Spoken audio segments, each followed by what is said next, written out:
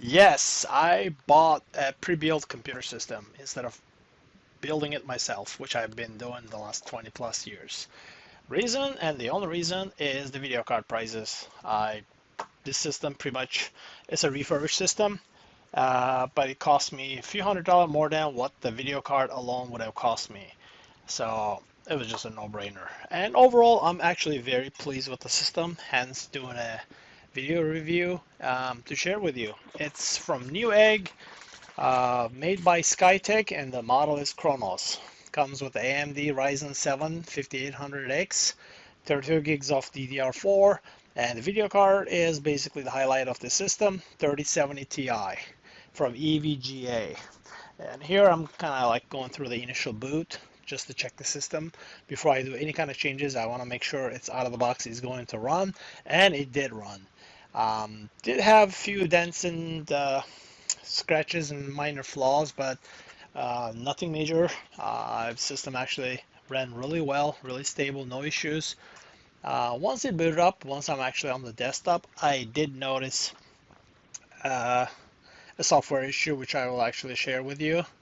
To get the system information, there's three basic ways you can do it. Windows R and then MS Info, which it'll get the same window that you're looking at right now.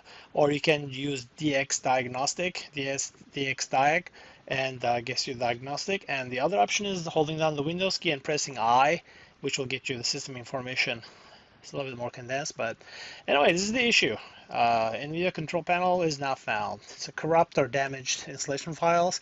You have to remove every single one of the NVIDIA software and remove all the NVIDIA folders in these 4 locations, actually 5 locations that I'm sharing with you, and then reboot the computer and reinstall it. And this is basically how the system came. They included a Skytech keyboard and a mouse. I do prefer my own keyboard, and I do use actually a trackball instead of a mouse, but the trackball and the keyboard was actually not too bad. It's actually pretty decent. And the two of the rings, the washers, the rubber, I guess what do you call that, sport washers or grommets that comes um, underneath the case, the glass panel at the bottom ones were missing. So I had to use two O-rings that I um, got from Harbor Freight Tools, and it worked just fine. Now that everything is working fine, now I'm going to dismantle take out the video card to actually remove the M.2 panel to actually swap the drive with the one I am going to use. And here I'm showing you how to remove the video card. It's fairly basic. There's like a little knob there that you have to press down, like a little locking latch. You press it down, and the video card basically just comes out with a little force. Um, the M.2 SSD panel is actually it's not only protects the drives but also has thermal pads to actually keep them cool with also a powered fan. This is the other side, and I'm showing you the little bend here. This is like one of the more major physical damages, the imperfections. I was able to actually straighten it out very easily using like a wood block and a rubber mallet. It's not a big deal. Um, and I had a few other scratches, but again, nothing major. Overall, the computer is actually in good shape, and I was very impressed with it. Case does limit in the way that was installed.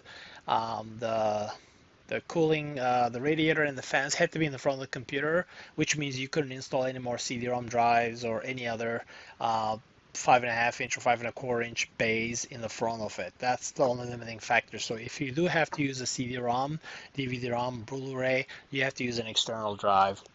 And here I am actually removing the 1 TB Western Digital Black that it came with, which is actually a pretty good drive, but it actually has the Windows image already. So I'm installing my own Samsung 980 Pro 2 TB and a 970 EVO 1 TB, which actually has data already on it.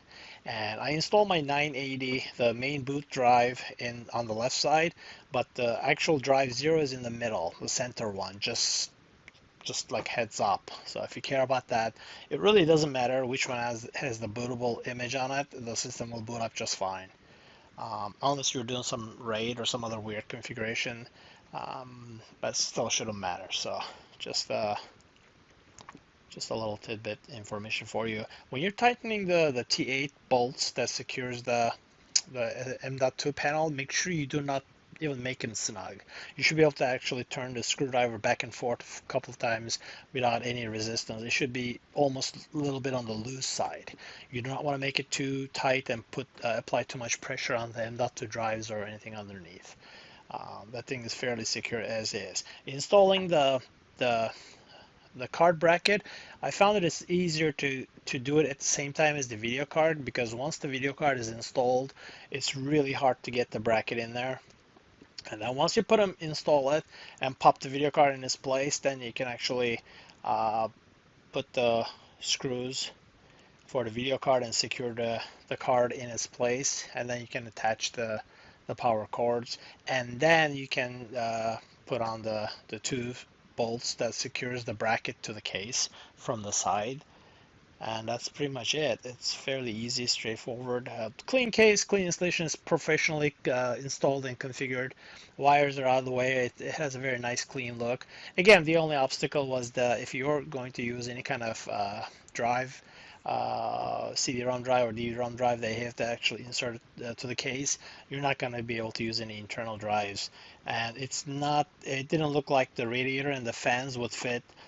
You could mount them to the top of the case. There's just not enough space there, so that's the only limitation, just a heads up. And here I'm just playing with the RGB lights in the BIOS on their tools section. I don't usually use RGB lights. I find them distracting even though it's under the desk. I simply just turn them off. But just a heads up. And I believe the ASRock might have a software that'll let you adjust it within Windows. Alright, thank you for watching. I hope you enjoyed this.